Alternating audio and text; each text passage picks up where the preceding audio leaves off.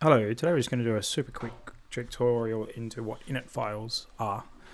So we've got our RaceReplay loaded up here, and what an init file basically is it's a file that tells RaceReplay what all your presets are.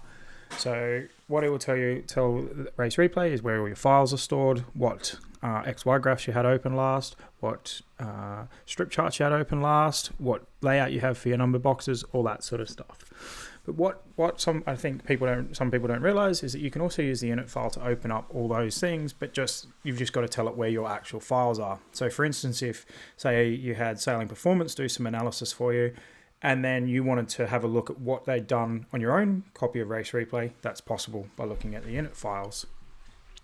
So what we need to do now is we just need to go here and we want to open our init file. So we're just going to get our boat, Coyote, and then we can go to our init files, and we have here the init file, and we can open this up. Now, because I've had this open previously, it will know where all the files are. But if you didn't have this open previously, you'll get a little red exclamation mark here. So you'll know that you need to reload your files. So you come into your projects, into options, and then find your project folder. So for us, this is our project folder. We select the folder. It will then fill out all your where your presets and targets are. Then you just need to tell it where the log file is, the config file, the polar file, and a crossover chart if you're using one. That should then allow you to run RaceReplay, and your look of RaceReplay will be the exact same of whoever did the analysis at Sailing Performance for you.